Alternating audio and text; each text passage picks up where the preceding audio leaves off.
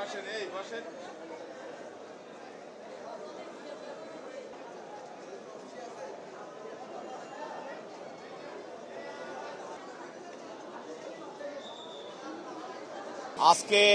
ঢাকার সিএমএম আদালতে ফ্যাসিস্ট হাসিনার অন্যতম কয়েকজন অবৈধ মন্ত্রী এবং অঙ্গ সংগঠনের বিভিন্ন নেতা মোট 11 জনকে আজকে বিজ্ঞ আদালতে তদন্তকারী কর্মকর্তাগণ উপস্থাপন করেন। তার মধ্যে আলোচিত এবং বিতর্কিত নাট্যকর্মী শমীক আয়চার এবং সাবেক অবৈধ এমপি সাদেক খান এবং সাবেক বিতর্কিত আইজিপি চৌধুরী আব্দুল আল মামুন এবং সাবেক অবৈধ মন্ত্রী আমর হোসেন আমু, দীপু মনি, সালমান এফ রহমান এবং সাবেক অবৈধ এমপি হাজি সেলিম এবং সাবেক বিতর্কিত আইজিপি শহীদুল ইসলাম এবং আলোচিত এবং বিতর্কিত ভারপ্রাপ্ত কর্মকর্তা যাত্রাবাড়ি থানার আবুল হাসান এবং সাবেক অবৈধ মন্ত্রী রাশেদ খান মেনন, তাদেরকে বিভিন্ন মামলায় তাদেরকে তদন্তকারী কর্মকর্তা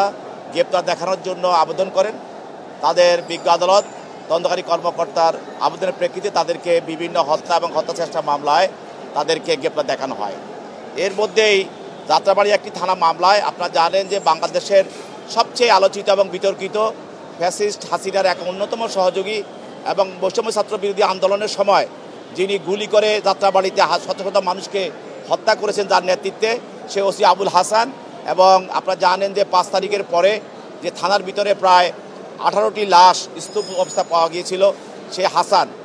সে হাসানকে আজকে যাত্রাবাড়ি একটি হত্যা প্রচেষ্টা মামলায় তাকে প্রথমে গ্রেপ্তার দেখানো হয় এবং তার বিরুদ্ধে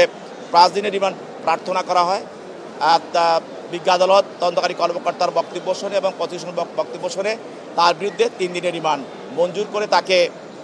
জিজ্ঞাসাবাদ করার জন্য তদন্তকারী কর্মকর্তাকে অনুমতি প্রদান করেন। তো হয়তো একটি মামলা জামিন পেতে পারে, কিন্তু তার বিরুদ্ধে একাধিক মামলা আছে, সেই হিসাবে সে একাধিক মামলায় জেল হাজতে আছে এবং তদন্তে আমাদের এই তো তদন্ত তো একটা ধারাবাহিকতা কার্যক্রম। তো বিভিন্ন মামলায় তদন্ত করতে গেলে তদন্তকারী কর্মকর্তা তখন নতুন নতুন আসামিদের মামলার বিষয়ে সম্পৃক্ততা এবং জড়িত থাকার বিষয়টা চলে আসে, তখনই তাদেরকে আদালতে এনে গ্রেপ্তার দেখানো হয়।